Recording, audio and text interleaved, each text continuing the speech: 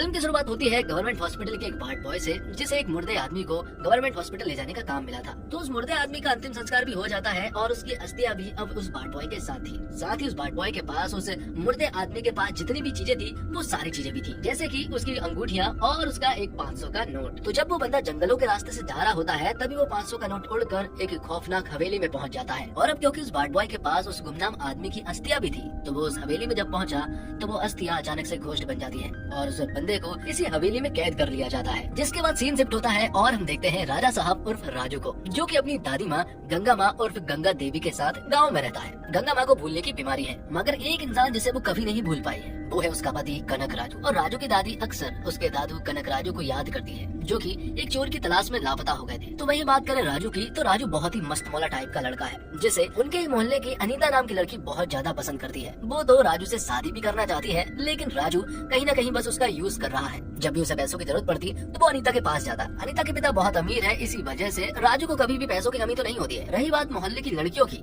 तो मोहल्ले की लड़कियां राजू पर फिदा है और अनीता बिल्कुल भी नहीं चाहती है कि मोहल्ले की लड़कियां राजू की तरफ देखें। वो चाहती है कि राजू बस उसका बनकर रहे। और अब क्योंकि दादी को अल्जाइमर है, जिसकी वजह से वो पल पल पर चीजों को भूलती जाती है, इसी वजह से अक्सर उन्हें प्रॉब्लम होती रहती है। लेकिन कनक राजू को वो आज तक नहीं भूल पाई। दादी हमेशा राजू को बताती रहती है कि वो राजा महाराजा की फैमिली से थे और वो बहुत ही अमीर थे, लेकिन राजू ने ये कहानियां 1000 बार सुन चुका है। इसी वजह से अब तो उसे ये कहानियां झूठी और बकवास लगने लगी है। रही बात राजू के माता पिता की, तो राजू के माता पिता बचपन में ही राजू को छोड़कर जा चुके हैं। तो अब इस दुनिया में दादी के अलावा राजू का कोई भी नहीं है। इसी वजह से राजू अपनी दादी से बहुत ज्यादा प्यार करता है, वो हमेशा उनका बहुत ख्याल रखता है। पर दादी को अल्जाइमर है, भूलने की बीमारी है, इसी वजह से वो अपने पति कनक राजू को सोचकर बेहोश हो जाती है और हमेशा परेशान रहती है। उनकी बस एक ही इच्छा है कि उनका पोता राजू किसी भी हालत में उसके दादा को ढूंढ लाए। इस तरह से अपनी दादी को परेशान होता हुआ देख राजू सोचता है कि अब वो किसी भी हालत में दादा को जरूर ढूंढ कर लाएगा। अब राजू का दोस्त राजू को एक फोटो दिखाता है। उस फोटो में राजू के दादाजी दिखाई दे रहे थे।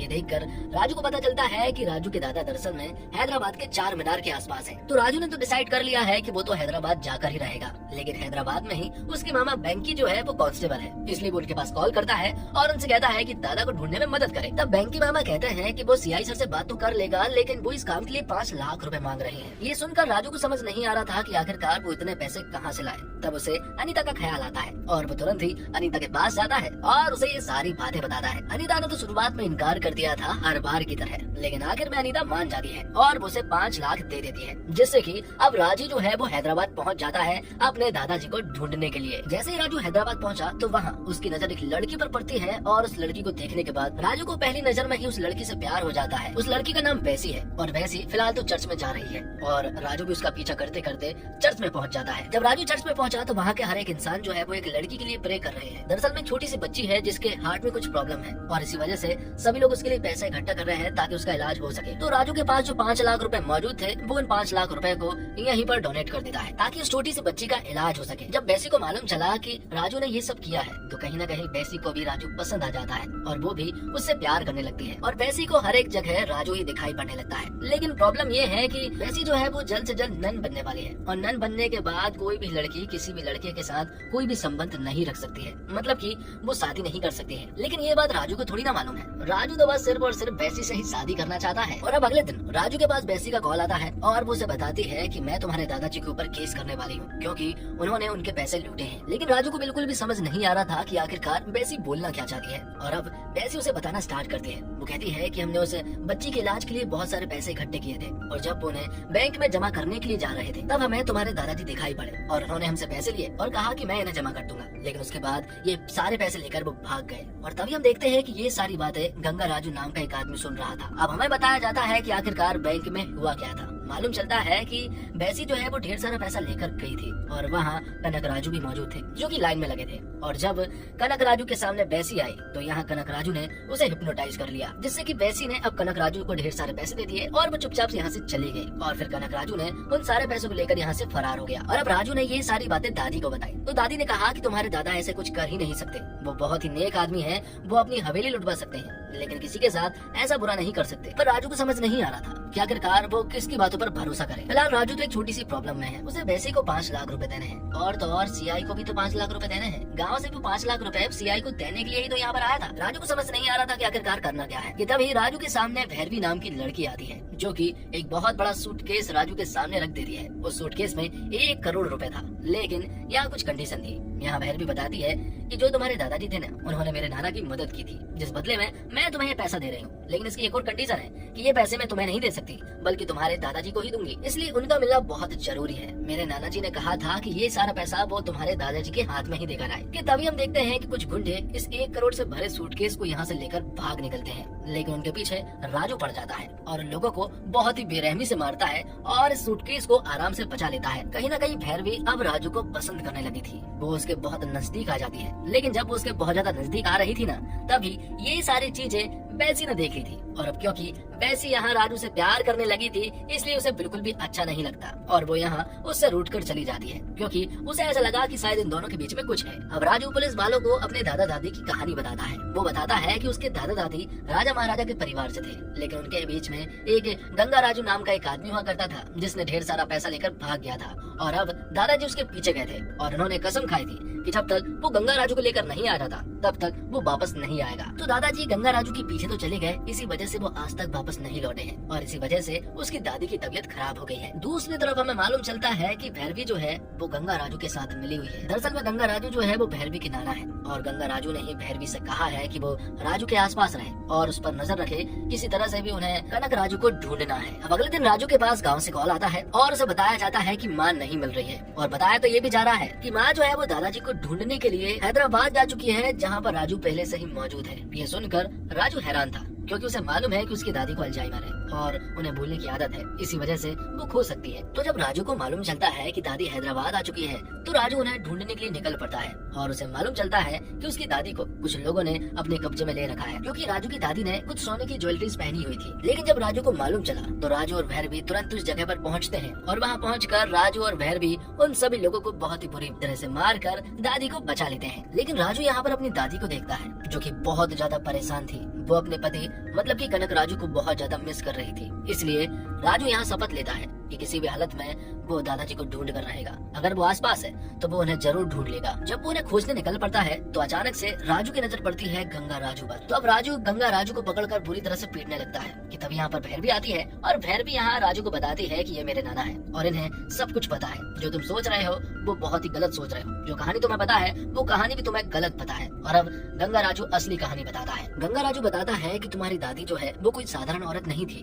वो देवनगर की महारानी थी, जिन्हें सभी लोग गंगा देवी नाम से पुकारते थे। गंगा देवी पूरे साम्राज्य को चलाती थी और वो बहुत ही अच्छी थी। वो अपने साम्राज्य के बारे में बहुत कुछ सोचती भी थी। एक दिन गंगा देवी जब सभी को खाना खिला रही थी, तब यहाँ पर एक भिखारी आया जो कि कनक राजू था। कनक राजू यहाँ पर आया और उसने गंगा देवी का हाथ पकड़ लिया। ये देखकर बहुत सारे सैनिकों ने कनक राजू को बहुत ही बुरी तरह से पीटा, लेकिन ये सारी चीजें कनक राजू को पसंद नहीं आई। तब कनक राजू ने डिसाइड कर लिया था कि कुछ भी हो जाए वो गंगा देवी को अब हासिल कर ही रहेगा। तब वो एक बैरागी नाम के एक शैतान के पास पहुंचा, जिसे मायावी शक्तियों के बारे में अच्छा खासा ज्ञान था। वो उससे बहुत सारा ज्ञान लेना चाहता था ताकि कनक राजू किसी भी इंसान को बस में कर सके। तब बैरागी ने कनक राजू को अपनी शरण में लिया, उसे सारी चीजें सिखाने लगा। उसे वो सारी मायावी शक्तियाँ सिखाता है जिससे कि कनक राजू किसी को भी बर्बाद कर सकता था। और अब जब वो सारी मायावी शक्तियाँ सीख लेता है तो वो गंगा देवी के महल पहुंचा। वहाँ जाकर उसने उन्हें हिप्नोटाइज किया और पूरी तरह से बस में कर लिया, जिसके बाद कनक राजू ने गंगा देवी से शादी कर ली। और जब कनक राजू को सारे हीरे सोने के गहनों के बारे में पता चल जाता है तो वो सारे गहने को यहाँ से चुराकर भाग निकलता है। तो कनक राजू ने जो सोचा था उसने वो कर दिखाया था। यहाँ से वो सारी चीजों को लेकर भाग निकलता है और गंगा देवी को देश निकाला दे दिया गया था, जिस वजह से अब वो एक साधारण जिंदगी जीने लगी थी। और हम कनक राजू को तब से ही ढूंढ रहे हैं। गंगा राजू अब राजू को बताते हैं कि हमें कनक राजू के बारे में मालूम चला है, जो कि एक हवेली में रहता है, लेकिन उस हवेली में कोई भी आम इंसान नहीं जा सकता। वहाँ कदम कदम पर खतरा है। लेकिन राजू डरने थोड़ी न वाला था, क्योंकि दादी के साथ कनक राजू ने बहुत ही गलत किया है। इसी वजह से कनक राजू को सबक सिखाना है और तो और बदला भी लेना है। जब वो इस सुनसान हवेली में पहुंचे तो उन्हें यहाँ पर एक कमरे में ढेर सारे पैसे और ढेर सारे सोने के गहने मिले। जब वो उन्हें छूने ही वाला था कि तभी यहाँ पर वो वार्ड बॉय आ जाता है, जो कि बहुत दिनों से यहीं पर बंद था और अब जाकर वो यहाँ से रिहा हुआ था, जिसे हमने फिल्म की शुरुआत में देखा था। बाट बॉय बताता है कि इस कमरे के कोई भी पैसे या फिर गहने को हाथ लगाने की जरूरत नहीं है, क्योंकि जिस इंसान को तुम यहाँ पर तलाशने की कोशिश कर रहे हो वो इंसान दरअसल में मारा जा चुका है। तुम्हारे दादाजी को हार्ट अटैक आया था और उसने ही उनका अंतिम संस्कार किया था और उनकी अस्थियों को लेकर वो यहाँ से जा रहा था,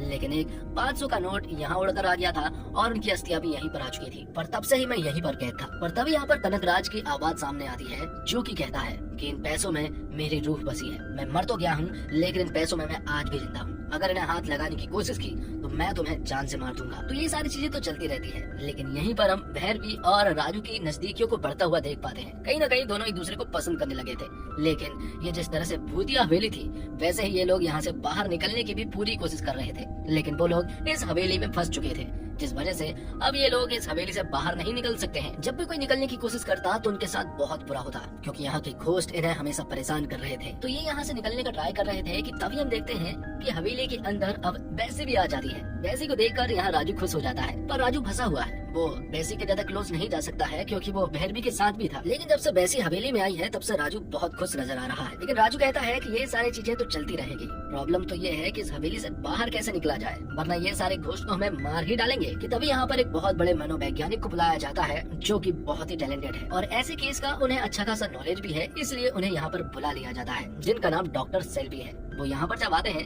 तो वो पहला कदम रखते ही समझ जाते हैं कि यहाँ पर कुछ सुपर नेचुरल चीजें हैं जो कि तुम्हें जीने नहीं देगी। पूरे महल को बहुत अच्छे से स्टडी करने के बाद अब यहाँ पर डॉक्टर सेल्वी समझ जाते हैं कि आखिरकार यहाँ का घोस्ट कौन सी शक्तियों का इस्तेमाल कर रहा है। डॉक्टर सेल्वी बताते हैं कि वो आत्म शक्तियों का इस्तेमाल कर रहा है। वो यहाँ तुम्हें हिप्नोटाइज करेगा और हेलुसिनेट करके एक ऐसी दुनिया में पहुँचा देगा जो कि उसने खुद क्रिएट की है। इससे लड़ने का सिर्फ एक ही उपाय है, तुम्हें अपने आत्मबल को बहुत ज्यादा मजबूत करना पड़ेगा। तुम्हें योग साधना से अपनी एक अलग दुनिया बनानी पड़ेगी। और अब यहाँ पर डॉक्टर सेल्वी राजू को वो सारी चीजें सिखाने लगते हैं, लेकिन राजू के सामने बार बार वो सारी चीजें आ रही थी जो कि नहीं आनी चाहिए थी। कहीं हद तक राजू कामयाब हो रहा था, लेकिन उसकी थॉट प्रोसेस के बीच में बार बार कनक राजू की वो सारी इमेजिनरी वर्ल्ड आ रहा था, जिससे कि राजू नहीं लड़ पा रहा था। अब कनक राजू सामने आ जाता है, क्योंकि उसे मालूम चल गया था कि अगर डॉक्टर सेल्वी राजू को इसी तरह से सिखाने लगा तो उसकी तो दुकान बंद हो जाएगी। इसलिए कनक राजू अब डॉक्टर सेल्वी के सामने आता है और उसके दिमाग को काबू करने की कोशिश करता है। लेकिन डॉक्टर सेल्वी भी कोई आम चीज नहीं है, वो भी बहुत ही खतरनाक है। उनके बीच में दिमागी युद्ध होता है जो कि इमेजिनरी वर्ल्ड में चल रहा था,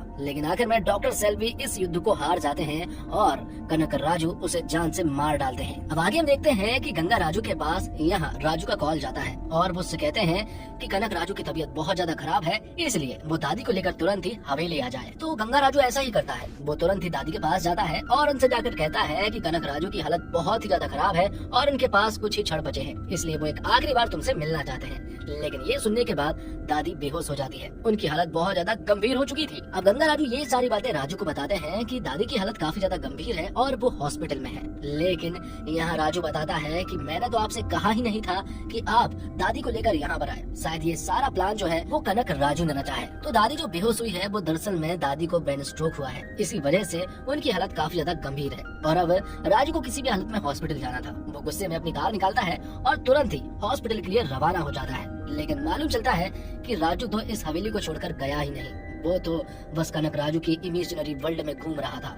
यही सारी बातें कनक राजू से कह रहा था। ये सुनकर अब राजू को गुस्सा आ जाता है और राजू को याद आता है कि कनक राजू की पूरी रूह जो है वो उसके पैसों में बसी है। इसलिए वो तुरंत उस कमरे में जाता है और उसके सारे पैसे और गहनों में आग लगाने लगता है। लेकिन कनक राजू बताता है कि दरअसल में जिसे तुम आग लगा रहे हो वो मेरा पैसा नहीं है, बल्कि तुम्हारी दादी है। कनक राजू बताता है कि जब तुम महल को छोड़कर हॉस्पिटल गए थे तो तुम्हें ऐसा लगा कि तुम शायद मेरी इमेजिनरी वर्ल्ड में घूम रहे हो, लेकिन ये तुम्हारी गलती थी। तुम सचमुच ही हॉस्पिटल गए थे और सचमुच ही तुम यहाँ अपनी दादी को ही आग लगा रहे थे। ये देखकर राजू पूरी तरह से हैरान रह चुका था। उसे समझ नहीं आ रहा था कि आखिरकार वो ऐसा कैसे कर सकता है। उसने अपनी दादी के पैरों में आग लगा दी थी, हालांकि वो अभी भी जिंदा थी। राजू को समझ नहीं आ रहा था कि आखिरकार वो कनक राजू से कैसे फाइट करे। तब वो अपनी आंखों को बंद करता है और अपनी दादी गंगा देवी को याद करता है। तब गंगा देवी यहाँ राजू को हौसला देती है और उससे कहती है कि वो देवी कांस है, वो इस तरह से हार नहीं मान सकता। ये सुनने के बाद तो राजू के अंदर एक अलग ताकत आ जाती है और अब वो यहाँ कनक राजू से लड़ने के लिए पूरी तरह से रेडी था। लेकिन कनक राजू अभी भी बहुत शक्तिशाली था,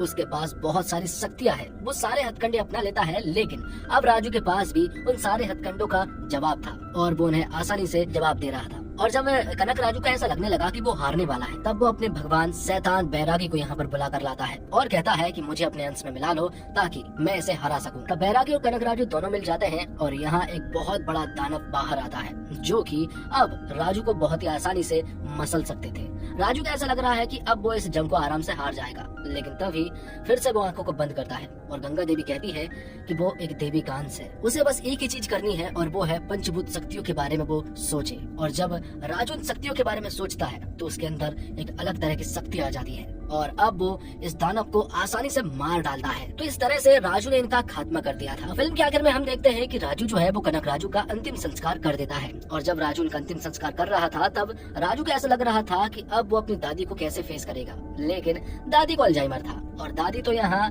कनक राजू को पहचानने से ही साफ इनकार कर देती है, जिससे कि राजू खुश हो जाता है। और अब हम फिल्म के आखिर में देखते हैं राजू की तरह ही दिखने वाले एक और इंसान को जो कि जोकर के गेटअप में था और वो यहाँ हमें इस फिल्म के पार्ट 2 के बारे में बता रहा।